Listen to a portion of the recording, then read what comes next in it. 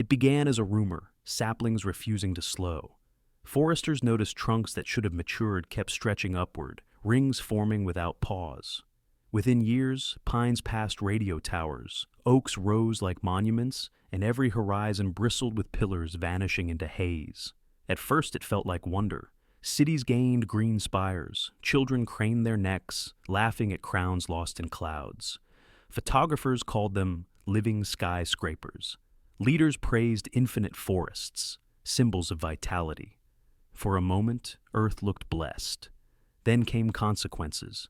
Canopies climbed beyond reach of animals. Birds abandoned nests. Squirrels scaled upward until they disappeared.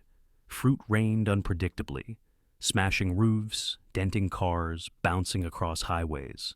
What once fed us became dangerous. Engineers adapted. They strapped elevators to trunks, spiral lifts crawling for kilometers. Tourists paid fortunes to ascend into crowns wrapped in cloud. Survivors described leaves broad as houses, branches wider than bridges, air thin and stormlit. Entire ecosystems lived above the weather, unseen from the ground. But forests grew hostile, roots stretching to feed infinite climb, shattered roads, split foundations, even cracked mountains. Villages vanished under bark networks, towns abandoned land, building platforms between trunks like insects clinging to reeds. Scientists argued endlessly. Some claimed the trees tapped Earth's rotation, siphoning momentum into endless wood. Others said they stored photons, turning light into eternal scaffolding. None explained why dead trunks refused decay. Fallen logs shimmered with impossible density, as if time itself were locked inside.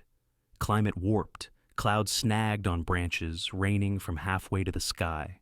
Shadows stretched for miles, dusk falling hours early. Satellites failed to see through. Continents became dark patches hidden beneath canopies. Nations sought opportunity. They carved balconies into colossal trunks, built farms on branches, placed turbines in jet streams. Floating cities clung to bark, glowing with bioluminescent moss. For some, this was triumph. For others, a nightmare. Ordinary life bent. Streets turned into corridors between walls of roots. Nights grew starless. The trees swallowed the sky. Planes clipped crowns, turbulence tearing wings. Pilots called them green mountains that move. My grandfather lived beside an oak grove. He had watched it all his life. When crowns vanished into clouds, he whispered, "They will never stop." Soon the forest became an endless tower, bases dark as caves, tops flickering with lightning above storms. Explorers formed climbing teams. Expeditions lasted months. Camps perched on bark ledges, radios crackled thin. They reported insects adapted to thin air, fungi glowing like lanterns, thunder from branches colliding. Some climbers returned insisting only a day had passed. Their watches disagreed. Others never came back at all. Culture fractured. Shrines rose at roots, offerings of soil and water. Believers saw stairways to eternity. Others cursed forests as invaders choking rivers and splitting nations. Wars erupted over trunks straddling borders, roots tangled beneath disputed soil. Nights became uneasy.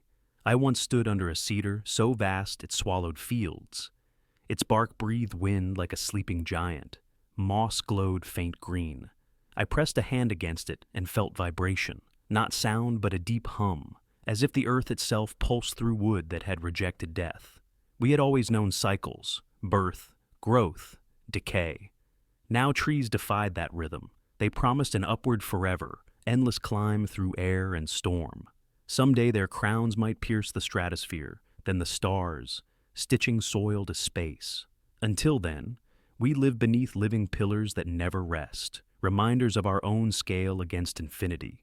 Proof that even on a familiar planet, the rules can change overnight, and the sky itself can be stolen by roots that never let go.